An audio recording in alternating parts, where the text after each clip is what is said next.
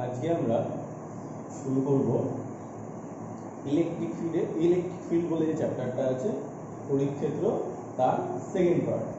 আমরা আগের দিন যেটুকু অবধি শিখেছিলাম সেটা হচ্ছে কুলম্বস ল ওটা পড়েছিলাম, এবং কুলম্বস ল এর সাহায্যে কীভাবে বিভিন্ন বিন্দুতে কোনো আহিত বস্তুর দ্বারা প্রযুক্ত বলের মানটা বার করা যায় সেটাও দেখেছিলাম। আর দেখেছিলাম হচ্ছে তড়িৎ ক্ষেত্র প্রাবল্য কাকে বলে, তার রাশিমালা কী হয়, তড়িৎ বিভব কাকে বলে এবং তার রাশিমালা কী হয়। আগের দিন যেটা দেখা হয়নি সেটা একটু বলে দিই, সেটা হচ্ছে দুটোর মধ্যে সম্পর্ক, তড়িৎ ক্ষেত্র প্রাবল্য এবং তড়িৎ বিভবের মধ্যে সম্পর্ক। প্রাবল্য মানেই হচ্ছে একক আধানের উপর প্রযুক্ত বল, মানে এক ধরনের বল, আর বিভব মানেই হচ্ছে একক আধানকে অসীম দূরত্ব থেকে তড়িৎ ক্ষেত্রের কোনো বিন্দুতে নিয়ে আসতে যে পরিমাণ কৃতকার্য করতে হয়, অর্থাৎ এক ধরনের কৃতকার্য। তাই কৃতকার্য আর বলের মধ্যে সম্পর্ক, বিভব এবং প্রাবল্যের মধ্যে সম্পর্ক একই। কৃতকার্য ইকুয়ালটা হচ্ছে বল ইন্টু সরণ, এখানেও তাই হবে। তড়িৎ বিভব ইকুয়ালটা হবে হচ্ছে তড়িৎ ক্ষেত্র প্রাবল্য ইন্টু দূরত্ব, বা ঘুরিয়ে যদি বলি তড়িৎ ক্ষেত্র প্রাবল্য ইকুয়ালটা হবে হচ্ছে তড়িৎ বিভব বাই দূরত্ব। এবার এই যে সম্পর্কটা বললাম, এই সম্পর্কটা হচ্ছে সুষম তড়িৎ ক্ষেত্রের জন্য যে হয় প্রযোজ্য, আর যদি অসম হয় তখন সম্পর্কটা হয় হচ্ছে যদি ই হচ্ছে তড়িৎ ক্ষেত্র প্রাবল্য হয় এবং ভি যদি তড়িৎ বিভব হয়, তাহলে সম্পর্কটা হয় হচ্ছে E equal to minus dV dx বা dV equal to minus E dx. এখান থেকে আমি যে কোনো কিছু বার করতে পারি, অর্থাৎ ভি এর মানটা দেওয়া থাকলে সেখান থেকে ই বার করতে পারি, বা ই এর মানটা দেওয়া আছে সেখান থেকে আমি ভি বার করতে পারবো। ওই সম্পর্কটাকে কাজে লাগে, কিছু অঙ্ক আছে ওই সম্পর্কের সাহায্যে তোমরা করবে, না পারলে অবশ্যই আমাকে বলবে, আমি করে দেবো। এবার চলে আসি হচ্ছে পরের যে টপিকটা আছে, সেই টপিকে প্রথম যেটা আছে তড়িৎ বলরেখা, ইলেকট্রিক লাইনস অফ ফোর্স। খুব গুরুত্বপূর্ণ একটা টপিক। প্রথমেই বলি এটা হচ্ছে এক ধরনের কাল্পনিক রেখা। তো সংজ্ঞাটা কিরকম ভাবে হবে, যে তড়িৎ ক্ষেত্রের মধ্যে তড়িৎ বলরেখা হচ্ছে এমন একটি কাল্পনিক রেখা যে রেখাটি নির্দেশ করে হচ্ছে যে তড়িৎ ক্ষেত্রের মধ্যে আমি যদি কোনো একটা বিচ্ছিন্ন একক ধনাত্মক আধানকে রেখে দিই, বা বিচ্ছিন্ন কোনো ধনাত্মক আধানকে রেখে দিই, সেই ধনাত্মক আধানটা ওই তড়িৎ ক্ষেত্রের মধ্যে যে পথ বরাবর গমন করবে সেই কাল্পনিক পথটাকেই বলা হবে হচ্ছে, বা সেই পথটাকেই বলা হবে হচ্ছে তড়িৎ বলরেখা। এটাই হচ্ছে তড়িৎ বলরেখার সংজ্ঞা, বা ঘুরিয়ে আরেকটা সংজ্ঞাও বলা যায় যে তড়িৎ বলরেখার ওপর অবস্থিত কোনো বিন্দুতে যদি আমি স্পর্শক টানি, সেই স্পর্শকটা হচ্ছে ওই বিন্দুতে কোনো আধানের ওপর প্রযুক্ত বলের অভিমুখকে নির্দেশ করে। তাই ঘুরিয়ে বলা যায় যে তড়িৎ বলরেখা হচ্ছে এমন একটি কাল্পনিক রেখা যে রেখার উপর অবস্থিত কোনো বিন্দুতে অঙ্কিত স্পর্শক বা ট্যানজেন্ট ওই বিন্দুতে রাখা কোনো ধনাত্মক আধানের ওপর প্রযুক্ত বলের অভিমুখকে নির্দেশ করে। এটাই হচ্ছে তড়িৎ বলরেখার সংজ্ঞা। তড়িৎ বলরেখাটা কেন ইম্পর্টেন্ট? এই কারণের জন্য তড়িৎ বলরেখার সাহায্যে আমি কোনো স্থানে তড়িৎ ক্ষেত্র আছে কি নেই, বা থাকলেও সেটা বেশি আছে না কম আছে, সেটা কিন্তু আমি নির্দেশ করতে পারি। যদি বেশি পরিমাণে বলরেখা থাকে তার মানে তড়িৎ ক্ষেত্র প্রাবল্যের মানটা অনেক বেশি, আর যদি একদমই না থাকে তার মানে তড়িৎ ক্ষেত্র প্রাবল্য নেই। অর্থাৎ এটা দিয়ে কিন্তু আমরা তড়িৎ ক্ষেত্র প্রাবল্যটাকে নির্দেশ করতে পারি। এর জন্যই কিন্তু এটা তড়িৎ ক্ষেত্রের চ্যাপ্টারের রেসপেক্টে খুব গুরুত্বপূর্ণ একটা টপিক। এবার তড়িৎ বলরেখা থেকে যে প্রশ্ন আসতে পারে,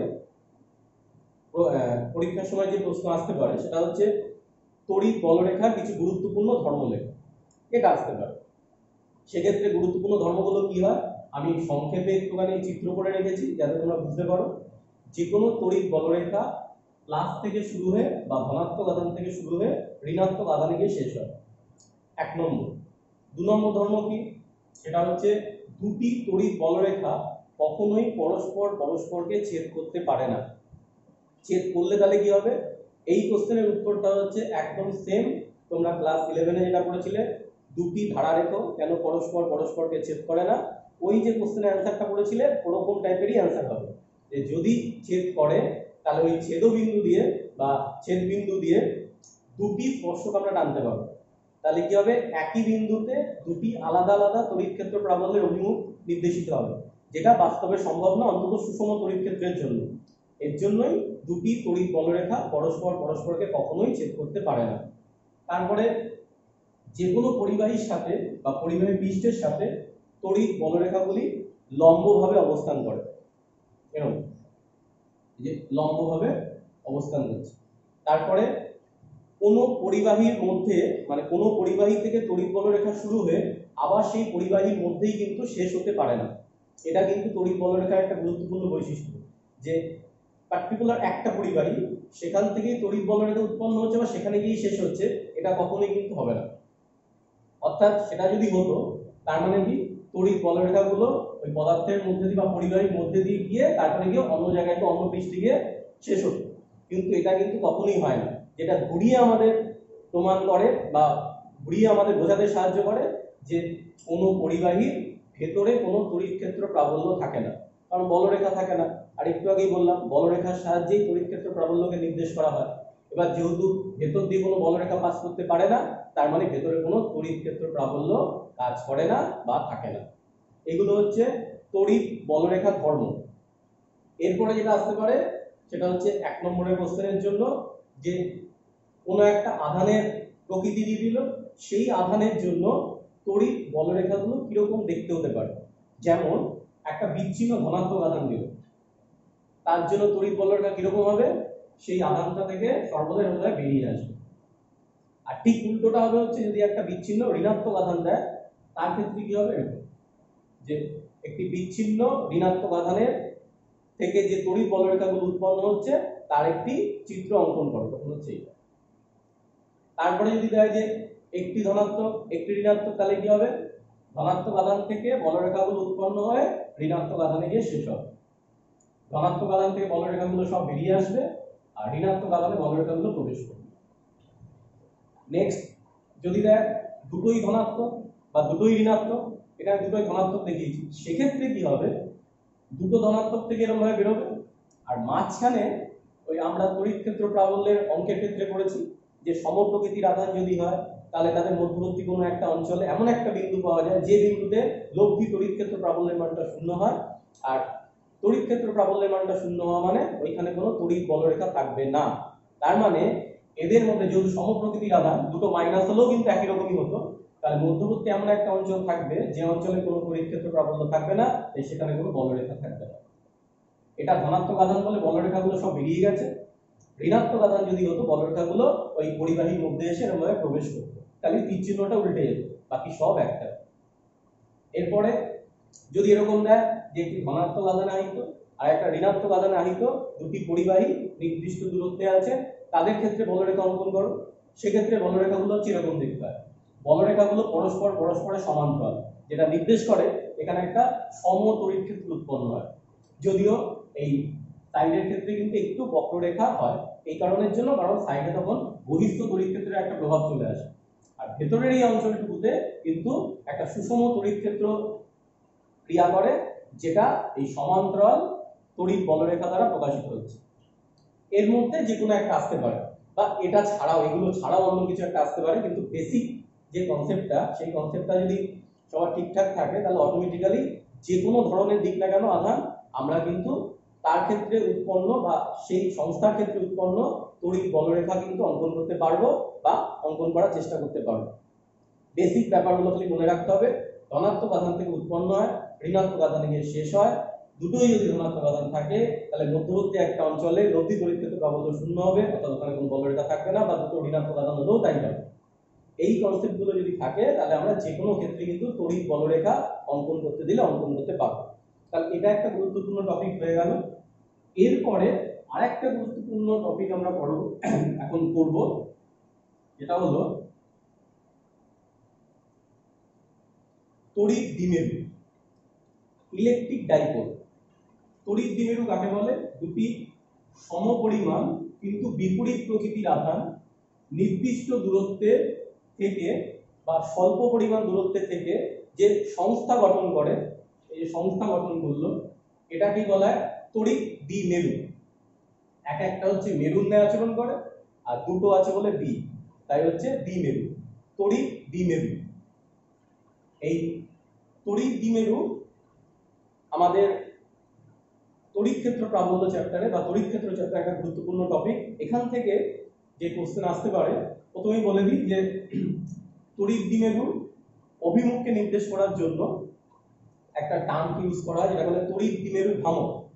তড়িৎ দ্বিমেরু ভ্রামক ইকুয়াল টু কি হয়, যে কোনো একটি আধানের মান এবং তাদের মধ্যবর্তী দূরত্বের গুণফল। আর মধ্যবর্তী দূরত্বটাকে ক্যালকুলেশনের সুবিধার জন্য 2l এইভাবে নেওয়া হয়। 2l নেওয়ার জন্য কি সুবিধা হচ্ছে একটু পরেই আমরা সেটা বুঝতে পারবো।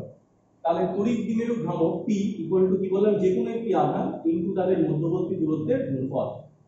অভিমুখটা কোন দিকে কাজ করে? মাইনাস থেকে প্লাসের দিকে। এটা মনে রাখবে, মাইনাস থেকে প্লাসের দিকে তড়িৎ দ্বিমেরু ভ্রামকের অভিমুখটা কাজ করে। তাহলে মাইনাস থেকে প্লাসের দিকে, অর্থাৎ মাইনাস থেকে প্লাস হলো এদিক থেকে এদিকে কাজ করবে, এবং এটা ভেক্টর চিহ্ন দিলে p ইকুয়াল টু হবে q ইনটু 2l, এখানে l টা দেবে। এইবার এই তড়িৎ দ্বিমেরু থেকে আমাদের কি কোশ্চেন আসতে পারে? তড়িৎ দ্বিমেরু থেকে, আচ্ছা এটা একটু বলে দিই, তড়িৎ দ্বিমেরু ভ্রামকের তাহলে এক্সপ্রেশন এটা হলো, আর তার একক বা মাত্রা কি হবে? একক হবে হচ্ছে আধানের একক ইনটু দৈর্ঘ্যের একক, মানে কুলম্ব ইনটু মিটার, বা ইএসইউ আধান ইনটু সেন্টিমিটার, সিজিএস। আর ওটা হচ্ছে এসআই। আর মাত্রা কি হবে? খুব সোজা, দৈর্ঘ্যের মাত্রা গুণ আধানের মাত্রা, মানে দৈর্ঘ্যের মাত্রা এল, আধানের মাত্রা আই ইনটু টি, তাহলে এল আই টি বা এল টি আই একটা লিখলেই হলো। এটা হচ্ছে তড়িৎ দ্বিমেরু ভ্রামকের একক আর মাত্রা। এবার চলে আসি এখান থেকে কি কোশ্চেন আসতে পারে। এখান থেকে যে কোশ্চেনটা আসতে পারে, এই তড়িৎ দ্বিমেরু প্লাস কিউ মাইনাস কিউ, মধ্যবর্তী দূরত্ব আমি 2l, এই তড়িৎ দ্বিমেরু থেকে নির্দিষ্ট দূরত্ব অবস্থিত কোনো বিন্দুতে প্রাবল্যের মানটা বার করতে দিতে পারে। এটা হচ্ছে একটা গুরুত্বপূর্ণ প্রশ্ন। এইবার সেই বিন্দুটার কিরকম কিরকম জায়গায় থাকতে পারে বিন্দুটা, একটা যেটা আছে সেটা হচ্ছে মেরু অবস্থান বা অক্ষস্থিত অবস্থান বা tan a পজিশন। অক্ষস্থিত বা মেরু অবস্থান কাকে বলে?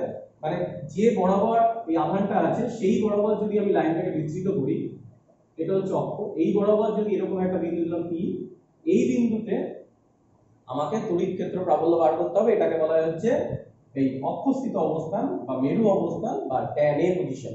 ঠিক আছে, এই মেরু অবস্থান কেন বলে একটু পরে আমি বলে দিচ্ছি। অক্ষস্থিত অবস্থান কেন বলে সেটা তো বোঝাই গেল, অক্ষ বরাবর আছে বলে। এই বিন্দুতে আমি তড়িৎ দ্বিমেরুর জন্য প্রাবল্য কি করে বার করব? বোঝাই যাচ্ছে, এখানে দুটো আধান আছে, দুটো আধানের জন্য প্রাবল্য বার করব, করে তাদের লব্ধি করলেই তাহলে টোটাল তড়িৎ দ্বিমেরুর জন্য এখানে লব্ধি প্রাবল্য পেয়ে যাবে। এবার প্রশ্ন হচ্ছে, আমাকে তো একটা নির্দিষ্ট দূরত্ব নিতে হবে বিন্দুটা। এবার বিন্দুটা তড়িৎ দ্বিমেরু থেকে কতটা দূরত্বে আছে আমি কি করে বুঝবো? বলে দিল 8 দূরত্বে আছে। এবার সেই 8 দূরত্বটা এই আধান থেকে নাকি এই আধান থেকে? কারণ দুটোই তো তড়িৎ দ্বিমেরুর আধান, এটার থেকে দূরত্ব কম, এটার থেকে দূরত্ব বেশি। ওই কারণের জন্য তড়িৎ দ্বিমেরুর থেকে কোনো বিন্দুর দূরত্বকে বোঝানোর জন্য তড়িৎ দ্বিমেরুর মধ্যবর্তী বিন্দু থেকে দূরত্বটাকে নেওয়া হয়, নাহলে এটার থেকে কম এটার থেকে বেশি হয়ে যাবে, কারণ এক একটা আধান থেকে এক এক রকম হয়ে যাবে। সেই কারণের জন্য তড়িৎ দ্বিমেরুর থেকে কোনো বিন্দুর দূরত্বকে বোঝানোর জন্য তড়িৎ দ্বিমেরুর মধ্যবর্তী বিন্দু নেওয়া হয়, এটা নিলাম ও, এবং তার থেকে দূরত্ব হচ্ছে এরকম ভাবে নেওয়া হয়, এবং সেই দূরত্বটাকে আমি ধরলাম 8। যেটা প্রথমে বললাম, তড়িৎ দ্বিমেরু থেকে 8 দূরত্ব অক্ষস্থিত একটা বিন্দু P নেওয়া হলো। সেই 8 দূরত্বটা আমি কি করে নিলাম? 8 দূরত্বটা আমি নিলাম হচ্ছে ওই ও বিন্দু, মানে মধ্যবর্তী বিন্দুর সাপেক্ষে। আর একটু আগেই বলেছিলাম যে কেন 12 নিচ্ছি সেটাও বলবো। 12টা নিচ্ছি এই কারণের জন্য, 12টা নেওয়ার জন্য কি হবে, যেহেতু এটা মধ্যবর্তী বিন্দু থেকে নিলাম তাহলে এইটুকু l হবে, এইটুকু l হবে, যেটা আমাদের পরবর্তী ক্ষেত্রে ক্যালকুলেশনের জন্য কাজে লাগবে। এবার আমাকে প্রাবল্যের মানটা বার করতে হবে। আচ্ছা, প্রথমে চলে আসি হচ্ছে প্লাস q এর জন্য p বিন্দুতে প্রাবল্যের মান, সেটাকে ধরলাম E1, এবং সেটা কোন দিকে কাজ করে? বিন্দুর যেদিকে প্লাস আধান আছে তার বিপরীত দিকে। এই যে বিন্দুর যেদিকে প্লাস আধান আছে তার বিপরীত দিকে ধরলাম সেটা E1। তাহলে E1 এর মানটা কত হবে? k dash. আমি সব k ড্যাশ দিয়ে করছি এই কারণের জন্য, যখন পরবর্তী ক্ষেত্রে CGS এ করব তখন 1/k হবে, SI তে করলে 1/4 পাই ইপসিলন বা 1/4 পাই k ইপসিলন 0। এটা একটু বলে দিই যে ইপসিলনটাকে লেখা যায় k ইপসিলন 0 হিসেবে। কেন? কারণ আমরা আগের যে ভিডিও তাতেই দেখেছি, আপেক্ষিক পরাবৈদ্যুতিক ধ্রুবক, এই আপেক্ষিক তড়িৎভেদ্যতা বা পরাবৈদ্যুতিক ধ্রুবক k বা ইপসিলন r ইকুয়ালটা হচ্ছে ওই মাধ্যমের তড়িৎভেদ্যতা ডিভাইডেড বাই শূন্য মাধ্যমের তড়িৎভেদ্যতা। তার মানে ওই মাধ্যমের তড়িৎভেদ্যতা ইকুয়ালটা হচ্ছে k ইনটু ইপসিলন 0, যেখানে k হচ্ছে ওই মাধ্যমের পরাবৈদ্যুতিক ধ্রুবক। ওর জন্য ইপসিলনের জায়গায় k ইপসিলন 0 লেখা যায়। এবার আমি কোনো পদ্ধতি ইউজ করছি না এই কারণের জন্য, পরবর্তী ক্ষেত্রে যেটা আমি করতে চাই পরবর্তী ক্ষেত্রে k ড্যাশের মানটা সেটা বসিয়ে দেবো, তাহলেই হবে। পরীক্ষায় যদি কিছু না বলে দেয়, আমরা জানি কাউন্সিলের নিয়ম অনুসারে সমস্ত কিছু এসআই পদ্ধতিতে করতে হয়, তাই আমরা এসআই পদ্ধতির সাহায্যেই করব। এখন বারবার করে আর ওই বড় টার্মটা লিখছি না, এর জন্য কে ড্যাশ দিয়েই করছি। পরবর্তী ক্ষেত্রে যখন আমাদের পরিবর্তন করা দরকার হবে করে দেবো। অঙ্কের ক্ষেত্রেও তাই। চলে আসি কে ড্যাশ, এটা আছে কিউ বাই এইটুকু দূরত্বের স্কয়ার। এই যে এবার নাম যদি দিই, এটা এ এটা বি, তার মানে হচ্ছে বিপি স্কয়ার। এবার ঘটনা হচ্ছে আমি ওই লাইনটা লিখছি না এই কারণের জন্য, যাতে একটু ছোট হয়ে যায় বা অল্পের মধ্যে হয়ে যায়, কারণ ভিডিওটা লেন্থি করে লাভ নেই। এবার ঘটনা হচ্ছে বিপি স্কয়ার, এটা আমি লিখলে তাহলে তো আমি এক্সপ্রেশন টানতে পারবো না। কেন আনতে পারবো না সেটাকে বলি। কারণ হচ্ছে আমাকে যেগুলো যেগুলো দিয়ে দেবে বা যেগুলো যেগুলো গিভেন, তার সাহায্যে কিন্তু এক্সপ্রেশন টানতে হবে। এখানে গিভেন কে কে আছে? এখানে গিভেন হচ্ছে ওই আধান দুটোর মধ্যবর্তী দূরত্ব, কার্যকরী দূরত্ব 12, আর হচ্ছে যে দূরত্বে বিন্দুটা আছে আর, তার মানে আর এবং এল এর সাহায্যে কিন্তু আমাকে যে কোনো দূরত্বকে আনতে হবে, যেহেতু ওইগুলোই গিভেন। এবার লক্ষ্য করে দেখো ছবি অনুযায়ী বিপি ইকুয়াল টু হচ্ছে এই টোটাল আর যেটা আছে ওপি, তার থেকে ওবি অংশটুকু বাদ দিলে হয়ে যাচ্ছে ওপি মাইনাস ওবি, এইটুকু বাদ দিলে এতটা থেকে যাচ্ছে। এবার ওপি মানে হচ্ছে আর, ওবি মানে হচ্ছে 12 এর অর্ধেক এল, এই যেটুকু হচ্ছে এল। তাহলে আর মাইনাস এল তার হোল স্কয়ার। অভিমুখটা কোন দিকে হবে? বি থেকে পি এর দিকে, বি থেকে পি এর দিকে, এই যে বি থেকে পি এর দিকে। নেক্সট মাইনাস কিউ এর জন্য আবার সেই পি বিন্দুতেই প্রাবল্য বার করব, তো সেটা বললাম E2, তার মান কত হবে? k ড্যাশ কিউ, আধারটা সেই কিউই আছে, বাই এপি, এখানে যেমন বিপি হয়েছিল এখানে হবে এপি তার হোল স্কয়ার। এবার এপি এর মানটা আবার সেই আর এবং এল এর সাপেক্ষেই আনতে হবে। কি করে আনবো? লক্ষ্য করে দেখো আর, তাহলে এতটা ওপি, তার সঙ্গে এও যোগ করলে কি হচ্ছে এপি, তাহলে আর তার সঙ্গে এও মানে এটুকু হচ্ছে 12 এর অর্ধেক এল, তাহলে আর প্লাস এল তার হোল স্কয়ার। অভিমুখটা কোন দিকে হবে? এটা হচ্ছে বিন্দু যেদিকে ঋণাত্মক আধান আছে সেই দিকে হবে, অর্থাৎ এই দিকে হবে। বিন্দুর যেদিকে ঋণাত্মক আধান আছে সেই দিকে হবে, অর্থাৎ এই দিকে হবে। এবার আমাকে বার করতে হবে, তাহলে এটা হয়ে গেল হচ্ছে উল্টো দিকে। এটা যদি বিপি হয় তাহলে এটা হচ্ছে পিবি, উল্টো দিকে পিবি বা পিএ। এবার আমাকে বার করতে হবে এই দুটো লব্ধি। এবার একই লাইন বরাবর যদি কোনো ভেক্টর থাকে তাহলে লব্ধি বার করাটা খুব সহজ। একই দিকে যদি হয় যোগ হবে, বিপরীত দিকে যদি হয় তাহলে বিয়োগ হবে। এবার এখানে দেখো একই লাইন বরাবর আছে, পরস্পর পরস্পর বিপরীত দিকে আছে, তাহলে কি লব্ধি? লব্ধি প্রাবল্য ইকুয়াল টু কি হবে? ওই বড় থেকে ছোটটা বিয়োগ হবে, আর বড় যেদিকে কাজ করছে লব্ধির অভিমুখটা সেদিকেই হবে। খুব স্বাভাবিক, এটা আমরা ভেক্টরেই করেছি। আর এখানে কোনটা বড় কোনটা ছোট কি করে বুঝবো? ওই নিচের অংশটা দেখলেই বুঝতে পারবো। উপরে তো একই আছে, নিচে এটা ছোট আছে মাইনাস আছে, তার মানে এটাই বড়, তাহলে এটা আগে হবে। তাহলে E1 মাইনাস E2, আর অভিমুখটা কি হবে? যেটা বড় তার দিকে হবে, E1 বড়, তাহলে E1 যেদিকে কাজ করছিল বিপি সেই দিকেই হবে। এবার মাইনাস করতে হবে, মাইনাস করলে কি হবে? k ড্যাশ কিউ, এখানেও আছে এখানেও আছে, কমন। ব্র্যাকেটে কি হবে? লসাগু হবে হচ্ছে 1 বাই এইটা গুণ এইটা। এবার এটা a মাইনাস b, এটা a প্লাস b, তাহলে কত হবে? যে a square minus b square, আর তার উপরে স্কয়ার ছিল বলে square, a plus b a minus b টোটালটা হোল স্কয়ার, মানে a square minus b square তার হোল স্কয়ার। আর উপরে কি হবে? উপরে এটা যখন করব, নিচে যখন হয়ে যাবে, নিচে লসাগুটা হয়ে যাওয়ার পর কি করতে হবে? তারপরে যেটার জন্য করছে এটা দিয়ে ভাগ করতে হয়। এটা ভাগ করলে কি করে থাকবে? r প্লাস l, এই যে r প্লাস l তার হোল স্কয়ার, এটা হচ্ছে প্রথমে থাকবে, আর মাইনাস আছে বলে মাইনাস, আর পরের পার্টটা যখন করব তখন এই পার্টটা কেটে যাবে ভাগ করলে, পড়ে থাকবে হচ্ছে r মাইনাস l তার হোল স্কয়ার। ক্যালকুলেশনটা নিজেরা বাড়িতে একবার হাতে করবে, তাহলে আরো ভালো বুঝতে পারবে। এটা হয়ে যাবে। আমি একটু ছোট করার জন্য দু একটা স্টেপ ওভার স্টেপ করছি, নিজেরা করলেই বুঝতে পারবে। খুব সহজ স্টেপ, কঠিন কিছু না। এইবার আমরা এটাকে যদি ক্যালকুলেশন করি তাহলে দাঁড়াচ্ছে k dash Q a plus b তার whole square minus a minus b তার হোল স্কয়ার, মানে হচ্ছে 4ab, সেই সূত্র, তাহলে 4ab 4rl by r square minus l square তার হোল স্কয়ার, এই দাঁড়াচ্ছে। এবার একটু ছোট করার জন্য এই অংশটা একটু মুছে দিলাম, তার মানে e ইকুয়াল টু দাঁড়ালো, বা e লব্ধি ইকুয়াল টু দাঁড়ালো k ড্যাশ, k ড্যাশটা হচ্ছে ধ্রুবকের পার্টটা, বাকি q 4rl বাই এই পার্টটা। এর মধ্যে q ইনটু এই 4l থেকে 12 নিয়ে নিই, q ইনটু 12 মানে হচ্ছে প্রথমেই বলেছিলাম আধান এবং তাদের মধ্যবর্তী দূরত্ব গুণ করলে পাওয়া যায় তড়িৎ দ্বিমেরু ভ্রামক, অর্থাৎ পি পেয়ে যাবো। তার মানে এখান থেকে কিউ ইন্টু 2l এই পার্টটা নিয়ে নিলে আমরা পেয়ে যাবো পি, তড়িৎ দ্বিমেরু ভ্রামক। আর বাকি পড়ে থাকবে হচ্ছে এই 4 থেকে 2 নিয়ে নিচে একটা 2 পড়ে থাকবে, আর 8টা পড়ে আছে, তার মানে হচ্ছে 2pr by r square minus l square তার হোল স্কয়ার, আর সামনে হচ্ছে k ড্যাশ, এই বাকি প্রাইম। এইবার চলে আসি হচ্ছে যদি আমি পুরো এক্সপ্রেশনটাকে লেখার চেষ্টা করি, এই সাইডে k ড্যাশের জায়গায় 1/4 পাই k ইনসাইডাল 0 2pr divided by r square minus l square আর হোল স্কয়ার। এই আর অভিমুখটা কোন দিকে হবে? অভিমুখটা হবে হচ্ছে এই p থেকে p বরাবর, অর্থাৎ যেটা বড় ছিল তার দিকে। এটা যদি আবার ভেক্টর সাইন করি তাহলে কি হবে? আচ্ছা এইখানে তড়িৎ দ্বিমেরুতে তড়িৎ দ্বিমেরু ভ্রামক যেটা কাজ করছিল সেটা কোন দিকে কাজ করছিল? সবসময় মাইনাস থেকে প্লাসের দিকে, তাহলে মাইনাস কিউ থেকে প্লাস কিউ দিকে, মানে এদিক থেকে দিয়ে কাজ করবে। অর্থাৎ তড়িৎ দ্বিমেরু ভ্রামক যেদিকে কাজ করছে এখানে লব্ধি প্রাবল্য কিন্তু সেই দিকেই কাজ করছে, ডিপি বরাবর মানে সেই দিকেই কাজ করছে।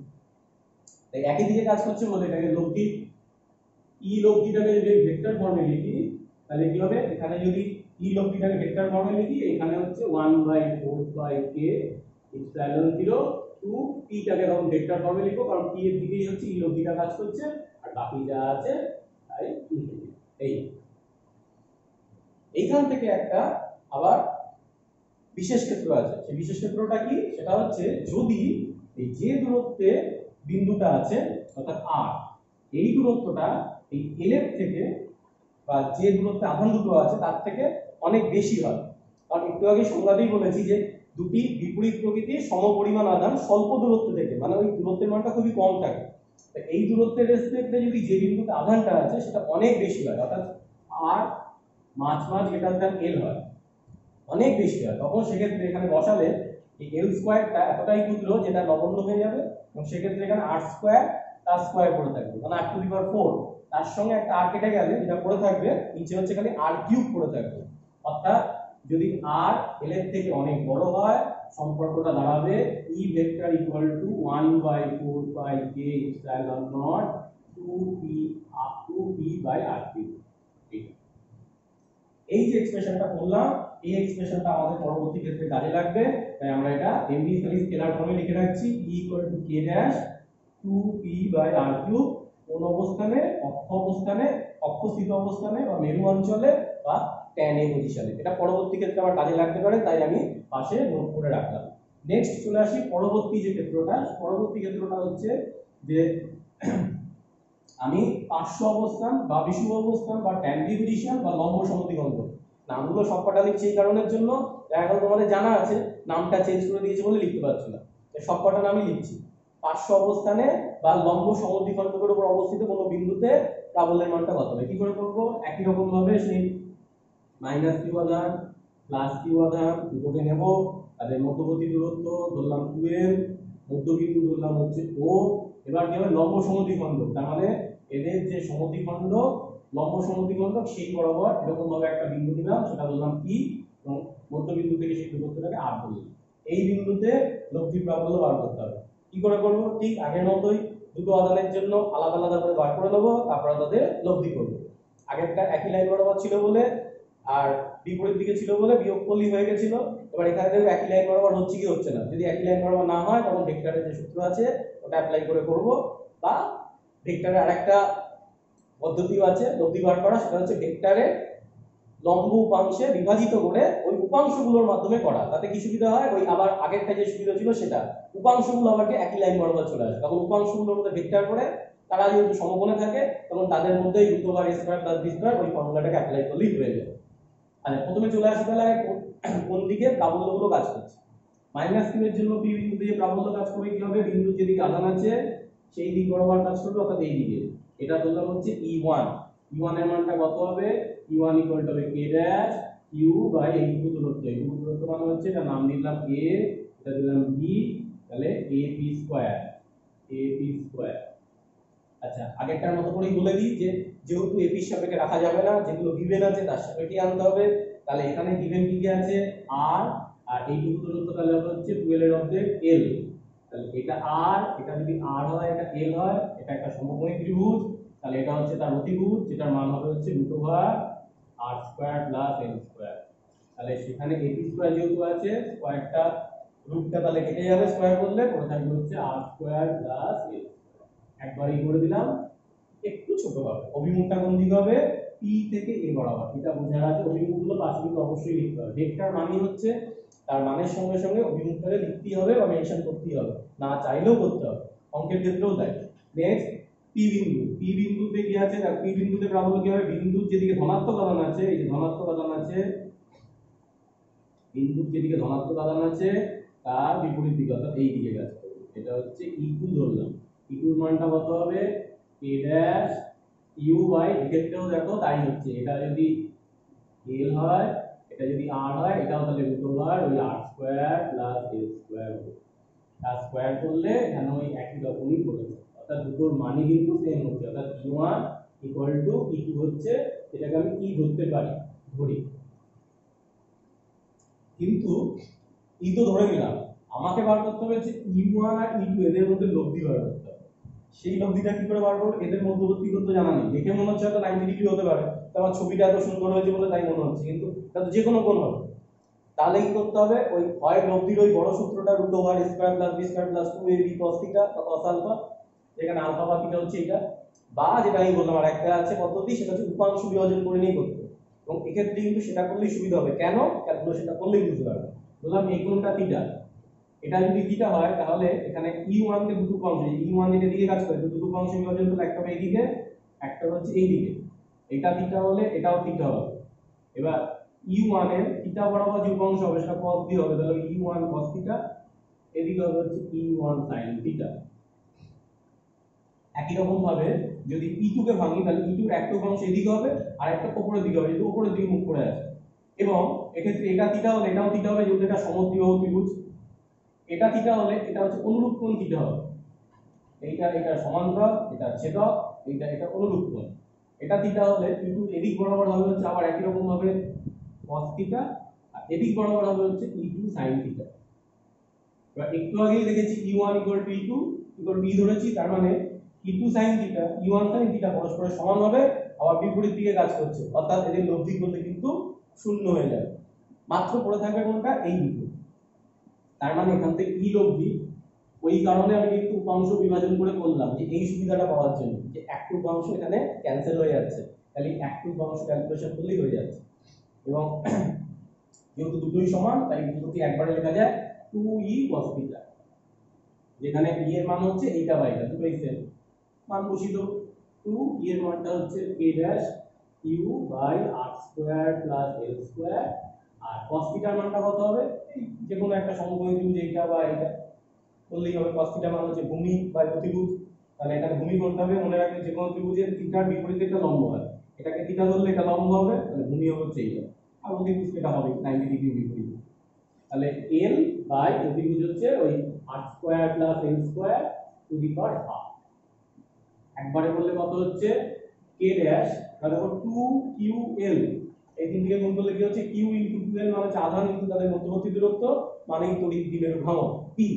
তাহলে চলে আসবে p, আর নিচে r square plus l square whole to the power 2। এবার আবার সে আগের মতো যদি আমি পুরো ফর্মটা লিখি বা ভেক্টর ফর্মে যদি লিখি তাহলে কি হবে, আচ্ছা এক্ষেত্রে অভিমুখটা কোন দিকে কাজ করছে, লব্ধি, এই দুটো যোগ করলে কি হবে, সেই দুটো অভিমুখ এদিকেই হবে।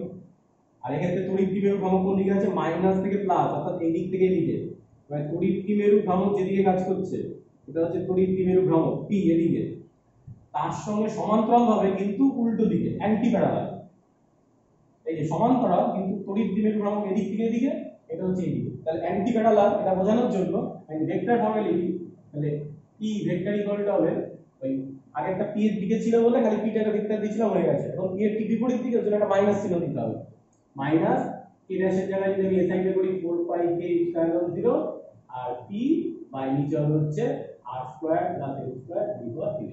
এই এক্ষেত্রেও যদি আমি বিশেষ ক্ষেত্রটা করি, যদি r এর মানটা l এর থেকে অনেক বেশি হয় তাহলে কি হবে, সেক্ষেত্রে ওই l স্কয়ার এটা নগণ্য হয়ে যাবে, এটা বাদ হয়ে গেল r স্কয়ার টু দি পাওয়ার 3 এর 2, তাতে কি হবে, দুইটা কেটে গেলে এখানে r কিউব পড়ে থাকবে, এবং সেক্ষেত্রে তাহলে এক্সপ্রেশনটা কি হবে, e vector equal to minus, মাইনাসটা বোঝাচ্ছে উল্টো দিকে কাজ করছে তড়িৎ দ্বিমেরু ভ্রামকে, উল্টো দিকে কাজ করছে, এটা বোঝানোর জন্য মাইনাস সাইন। এই যে তড়িৎ দ্বিমেরু ভ্রামক হচ্ছে এদিক থেকে এদিকে, লব্ধি প্রাবল্য হচ্ছে এদিক থেকে এদিকে কাজ করছে। তাহলে -1/4 পাই কে epsilon 0 P by R cube. এটাই হচ্ছে পার্শ্ব অবস্থান বা বিষুব অবস্থান বা ক্যান্ডি পজিশন বা লম্ব সমদ্বিখণ্ডকের উপর অবস্থিত কোনো বিন্দুতে তড়িৎ দ্বিমেরুর জন্য লব্ধি প্রাবল্যের মান বা লব্ধি তড়িৎ ক্ষেত্র প্রাবল্যের মান।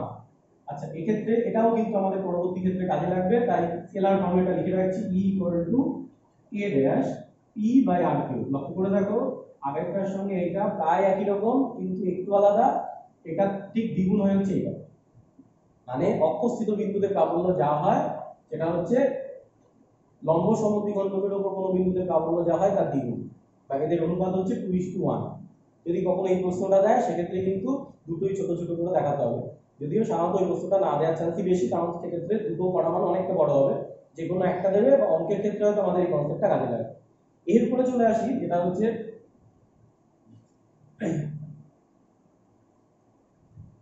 একটু অন্যরকম, সেটা হচ্ছে যে কোনো অবস্থানের জন্য। এতক্ষণ তো পার্টিকুলার দুটো অবস্থানের জন্য করেছি, এরপরেটা যে কোনো অবস্থানের জন্য। অর্থাৎ এটা একটা তড়িৎ দ্বিমেরু, তার মধ্যবর্তী দূরত্ব ধরলাম হচ্ছে 12, মধ্যবিন্দু ও। এবার এই ও থেকে যে কোনো একটা দিকে, এই অক্ষস্থিত বরাবরও নয় আবার লম্ব সমদ্বিখণ্ডকের উপরও নয়, যে কোনো একটা দূরত্বে বা যে কোনো একটা দিকে আর দূরত্বের মধ্যে একটা পি বিন্দু আছে যেটা এখানে ধরলাম থিটা কোণ করেছে। অর্থাৎ পোলার কোঅর্ডিনেশনে বা পোলার কোঅর্ডিনেট যদি ব্যবহার করি, এই বিন্দুর কোঅর্ডিনেট হবে কি বা স্থানাঙ্ক হবে কি r, থিটা, মানে r দূরত্বে আছে আর থিটা কোণ করে আছে। এই বিন্দুতে আমাকে প্রাবল্যের মানটা বার করতে হবে। কি করে করব? সেক্ষেত্রে প্রথমে দেখতে হবে এখানে তড়িৎ দ্বিমেরু ভ্রামক কোন দিক থেকে কোন দিকে কাজ করছে, -q থেকে +q এর দিকে, অর্থাৎ এই দিক থেকে এই দিকে। এবার এই পিটাকে আমি দুটো উপাংশে ভাগ করে দেবো, একটা থিটা বরাবর যেটা হচ্ছে p cos থিটা, আরেকটা এর সঙ্গে লম্ব দিকে অর্থাৎ এই দিকে, এরকম এটা হচ্ছে p sin থিটা। এইবার লক্ষ্য করে দেখো, তার মানে এই যে তড়িৎ দ্বিমেরুটা ছিল এটাকে আমি এখন দুটো তড়িৎ দ্বিমেরুতে ভাগ করে দিয়েছি। আগে যেটা ছিল তড়িৎ দ্বিমেরু ভ্রামক p, এখন সেটাকেই দুটো ভাগে ভাগ করে দিয়েছি এবং সেই দুটো পরস্পরের সঙ্গে সমকোণে আছে, এবং সেই দুটো তড়িৎ দ্বিমেরুর ভ্রামক হচ্ছে একটা হচ্ছে p cos থিটা, একটা p sin থিটা। এবার এই p cos থিটার সাপেক্ষে এই বিন্দুটা হচ্ছে অক্ষস্থিত বিন্দু, অর্থাৎ এইখানে প্রাবল্যের যে মানটা হবে বা প্রাবল্যের যে এক্সপ্রেশনটা হবে সেটা হচ্ছে অক্ষস্থিত বিন্দুতে যেটা হয় সেটা, যে কারণে আমি লিখে রেখেছি, এবং সেটা কোন দিকে কাজ করবে, p এর দিক বরাবর কাজ করে, অর্থাৎ তড়িৎ দ্বিমেরু ভ্রামক যেদিকে কাজ করে সেই দিকে। তার মানে এই তড়িৎ দ্বিমেরুর জন্য যার ভ্রামক হচ্ছে এটা p cos থিটা, তার জন্য যে তড়িৎ ক্ষেত্র প্রাবল্য এখানে কাজ করবে p, সেটা e হয়, e1 হয়। তাহলে e1 টা হচ্ছে ওই তড়িৎ দ্বিমেরু ভ্রামক বরাবরই কাজ করবে এবং তার মানটা হচ্ছে এই প্রথম যে এক্সপ্রেশনটা আছে এই ফর্মের মধ্যে হবে, খালি p এর জায়গায় কি হবে p cos থিটা, যেহেতু এখন ভ্রামকের মানটা p cos থিটা হয়ে গেছে। তাহলে k dash 2p cos theta by r cube, এই জায়গাটাই বোঝায়। নেক্সট পরেরটা, এই যে তড়িৎ দ্বিমেরুটা আছে যার ভ্রামক p sin থিটা, তার রেসপেক্টে কিন্তু এটা কি পার্শ্ব অবস্থান বা লম্ব সমদ্বিখণ্ডকের উপর অবস্থিত কোনো একটা বিন্দু হয়ে গেল। এবার এই বিন্দুতে প্রাবল্য যদি e2 হয় সেটা কোন দিকে কাজ করবে, অ্যান্টি প্যারালাল, তড়িৎ দ্বিমেরু ভ্রামকের সমান্তরাল কিন্তু বিপরীত দিকে, এইভাবে। সেটা যদি e2 হয় তাহলে e2 এর মানটা কত হবে, সেটা হবে তখন হচ্ছে এই ফর্মে, খালি p এর জায়গায় কি হবে p sin থিটা হবে, কিন্তু ভ্রামকটা এখানে p sin থিটা হয়ে গেছে। তাহলে k dash p sin theta by r cube. এবার লক্ষ্য করে দেখো এই দুটো পরস্পরের সঙ্গে সমকোণে আছে, তাহলে লব্ধি প্রাবল্য যদি করি তাহলে কি হবে, সমকোণে থাকা দুটো ভেক্টরের মধ্যে লব্ধি করলে যা হয় e1 square plus e2 square আর দুটো বার স্কয়ার প্লাস স্কয়ার, ওই ফর্মুলা করলেই হয়ে যাবে। করলে যেটা দাঁড়াবে e লব্ধি ইকুয়াল টু, আচ্ছা এদের স্কয়ার করলে কি হবে, যে k ড্যাশ p আর কিউব এগুলো সবই একই আছে, এগুলো কমনলি বেরিয়ে আছে, আর রুটের মধ্যে থাকবে হচ্ছে তাহলে 2 cos থিটা তার হোল স্কয়ার মানে হচ্ছে 4 cos স্কয়ার থিটা প্লাস এখানে হবে হচ্ছে sin থিটা তার স্কয়ার মানে sin স্কয়ার থিটা। এই তাহলে হয়ে গেল k ড্যাশ, যে k ড্যাশেরটা আমি একবারে সরাসরি করে এসআই তে করার জন্য এসআই এর মানটা বসিয়ে দিচ্ছি 1/4 pi k epsilon 0 e by r cube, এটা হবে রুট ওভার এখান থেকে একটা cos স্কয়ার থিটা আর এখানে sin স্কয়ার থিটা দিলে 1 হয়ে যাবে, বাকি পুরো থাকবে 3 cos স্কয়ার থিটা, তাহলে হয়ে যাবে 3 cos স্কয়ার থিটা প্লাস 1। এটাই হচ্ছে যে কোনো বিন্দুর জন্য লব্ধি তড়িৎ ক্ষেত্রের মান তড়িৎ দ্বিমেরুর জন্য।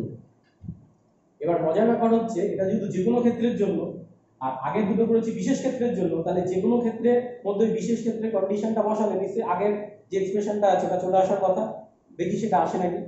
যদি এবার এই বিন্দুটা এখানে না হয়ে অক্ষস্থিত বিন্দুতে হতো, এরকম জায়গায় হতো, তাহলে কি হতো, এই থিটার মানটাই তখন কি হবে, এখানে আছে বলে এখানে থিটা হয়েছে, যদি এই বরাবর হতো তখন থিটার মানটা 0 হয়ে যেত। অক্ষস্থিত বিন্দুতে থিটার মানটা 0, থিটার মানটা এখানে 0 বসিয়ে দিই, কত হয়, থিটার মানটা 0 বসালে এটা কত হয়ে যাবে, এটা 1 হয়ে যাবে, এটা 1। তাহলে 3 * 1 মানে হচ্ছে 3 প্লাস 1 মানে হচ্ছে 4, √4 মানে 2, তাহলে হয়ে যাবে 2p/r3, 1/4πk0 2p/r3 অক্ষস্থিত বিন্দুতে, মানে থিটার মানটাকে 0 বসালে দেখো তাই আছে। অক্ষস্থিত বিন্দুতে তড়িৎ ক্ষেত্র প্রাবল্যের মান k ড্যাশ আর জায়গায় হচ্ছে ওই মানটা 2p/r3।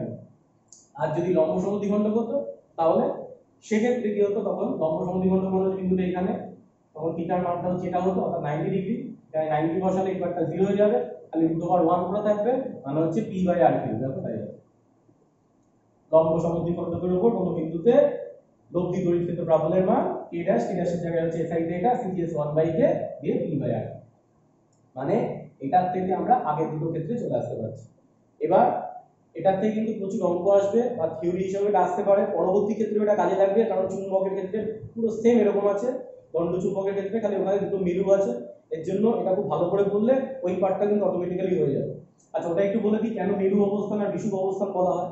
সেটা হচ্ছে চুম্বকের রেসপেক্টই করা হয়, কারণ পৃথিবীও একটা বিশাল চুম্বক, পৃথিবীর ক্ষেত্রে উত্তর মেরু আর দক্ষিণ মেরুর ভাবে নেওয়া হয়, সেই বরাবর ধরা যেতে পারে একটা চুম্বক এরকম ভাবে রয়েছে, এবং তার রেসপেক্টে এটা হচ্ছে মেরু, আমরা ধরি পৃথিবীর এটা মেরু, এটা বিষুব অবস্থান। এক্ষেত্রে তড়িৎ দ্বিমেরুটা যদি এইভাবে থাকে তাহলে কি হচ্ছে, মেরু অবস্থান মানে হচ্ছে অক্ষস্থিত অবস্থান হচ্ছে, আর বিষুব অবস্থান মানে হচ্ছে পার্শ্ব অবস্থান হচ্ছে, ওই কারণের জন্য নামটা করা হয়েছে। এবার চলে আসি হচ্ছে লাস্ট টপিক আছে, একটু ভিডিওটা বড় হচ্ছে কিন্তু এরকম ভাবে না শেষ করলে মাঝখানে কিছুটা বাদ থেকে যাবে, এর জন্য এই পার্টটা শেষ করে দিয়েছি। সেটা হচ্ছে কোনো একটা তড়িৎ দ্বিমেরুকে বহিস্থ কোনো একটা তড়িৎ ক্ষেত্রে নিয়ে গেলে সেখানে কি হতে পারে। এটা একটা তড়িৎ দ্বিমেরু, ঠিক আছে, আর তড়িৎ দ্বিমেরুটাকে আমি একটু করে রাখছি। প্রথমে একটা তড়িৎ ক্ষেত্র এঁকে নিই, একটা তড়িৎ ক্ষেত্র, সুষম তড়িৎ ক্ষেত্র কাজ করছে, এর মধ্যে একটা তড়িৎ দ্বিমেরু একটা অন্য অভিমুখ করে রয়েছে, তাই তোমাদের বই যেটা আছে আমি সেই রেসপেক্টে করাচ্ছি। তাহলে কি হবে, কোনো কারণে এখানে বুঝতে অসুবিধা হলে বা নাম যদি কোনো কারণে দিতে অসুবিধা হয় বা বুঝতে অসুবিধা হলো, বইয়েরটার সঙ্গে মিলিয়ে নিয়ে পড়তে পারবে। একই রকম করলে, আলাদা করলে কি হবে, প্রথম ক্ষেত্রে একটু অসুবিধা হবে, এরপরে যখন জিনিসটা বুঝে যাবে তোমরা দেবে যে কোনো রকম ভাবে করতে পারবে, মানে আমি আগে যে ছবিটা গেছিলাম সেটার সাহায্য করতে পারবে। আপাতত বইয়ের মতো করেই করছি। আচ্ছা, এবার ধরলাম এখানে একটা -2, এখানে +2 আধান রাখা আছে, মধ্যবর্তী দূরত্ব হচ্ছে 12, এই হচ্ছে রয়েছে। এইবার তড়িৎ ক্ষেত্র হচ্ছে এইভাবে কাজ করছে।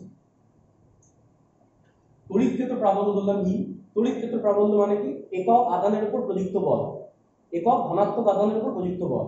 তাহলে একক ধনাত্মক আধানের উপর প্রযুক্ত বল যদি ই হয়, তাহলে কিউ প্লাস কিউ আধানের উপর প্রযুক্ত বল কত হবে, কিউই, এবং সেটা প্রাবল্যের দিকেই কাজ করবে, কিউ ধনাত্মক, তাহলে কিউই উল্টো দিকে কাজ করবে, তাহলে প্লাস কিউ এর উপরে যে বলটা কাজ করবে বহিস্থ তড়িৎ ক্ষেত্রের দ্বারা, সেটা হচ্ছে এইটা।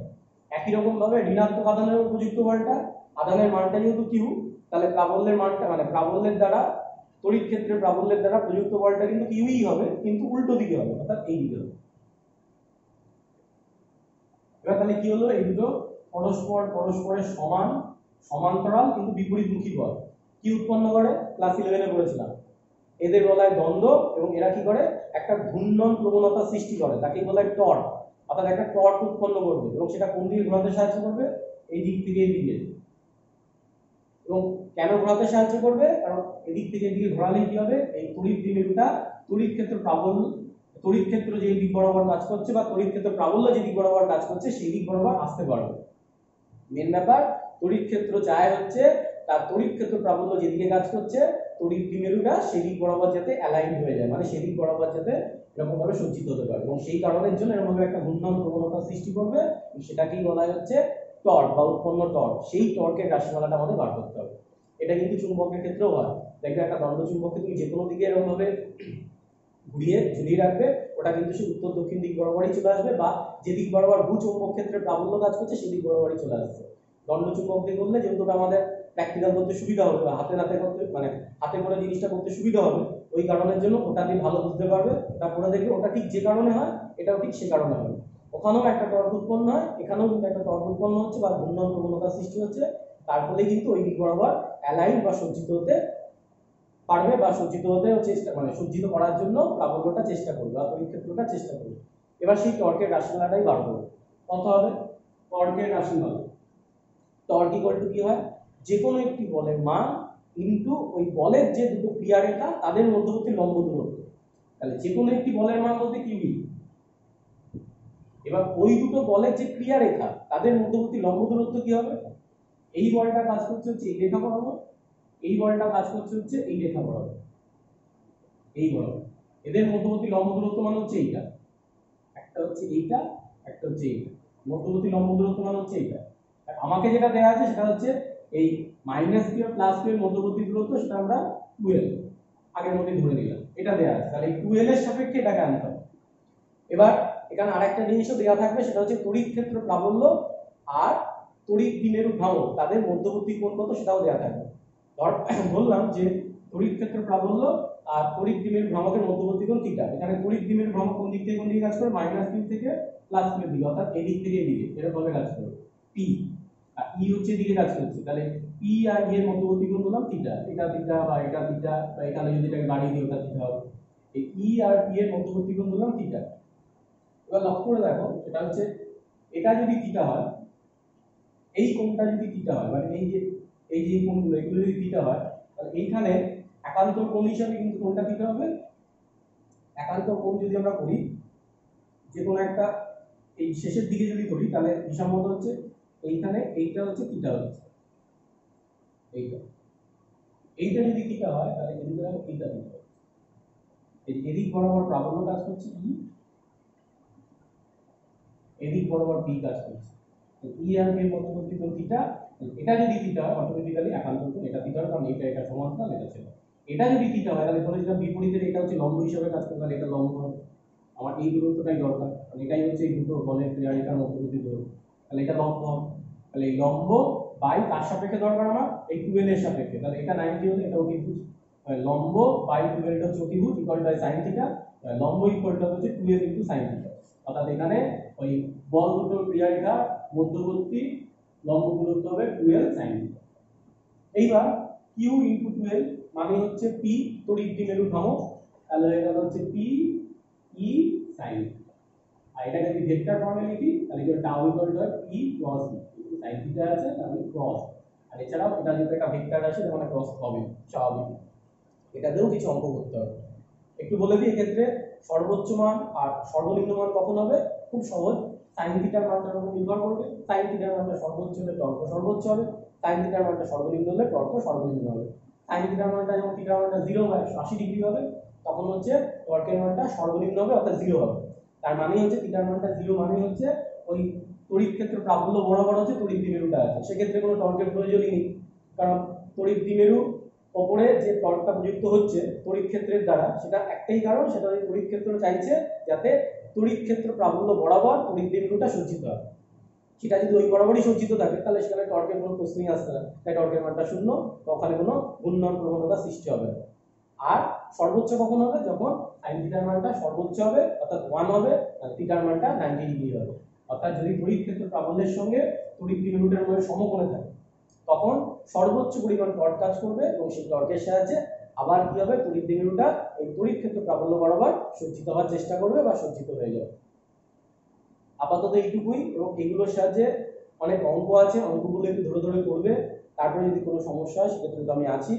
আপাতত যে টপিকগুলো করালাম আজকে কিন্তু অনেকগুলো ডেরিভেশন করালাম, এর জন্য ভিডিওটা একটু বড় হলো, কিন্তু ডেরিভেশনগুলো আমি যেরকমভাবে করালাম সেরকমভাবে কিন্তু তোমাদের পরীক্ষার সময় পরপর নামবে না যদি না প্র্যাকটিস করো। এই জন্য বাড়িতে প্রথমে একবার বই থেকে দেখে নেবে, বই যদি না কেনা হয়ে থাকে ভিডিওটাই ভালো করে দেখবে, দেখার পরে না দেখে লেখার চেষ্টা করবে। ভাষাগুলো এখন লেখার দরকার নেই, অন্তত গাণিতিক যে এক্সপ্রেশনগুলো আছে ওগুলো পরপর লেখার চেষ্টা করবে। এই লিখতে লিখতেই কিন্তু তাহলে আমার মতো করে ভাবে হয়ে যাবে যে তখন না দেখেও লিখতে পারবে বা পরপর ভাবে নেমে যাবে। তাহলে লিখতে গেলেই বুঝতে পারবে কি কি সমস্যা হতে পারে। যদি পরীক্ষার আগে প্র্যাকটিস না করে পরীক্ষার সময় কি প্রথমবার লেখো, তখন দেখবে কোনো না কোনো জায়গায় ঠিক আটকে যাচ্ছে। ওই জন্য বাড়িতে লিখে লিখে আগে প্র্যাকটিস করবে। ঠিক আছে, আচ্ছা, সকলে তাহলে ভালো থেকো, আর কোনো সমস্যা হলে অবশ্যই কমেন্টসে জানাবে বা গ্রুপে জানাবে, আমি যতটা সম্ভব উত্তর দেওয়ার চেষ্টা করব। আপাতত এই ভিডিওটা এইটুকুই, পরের দিন এই চ্যাপ্টারে বাকিটুকু করে শেষ করব। ওকে, থ্যাংক ইউ।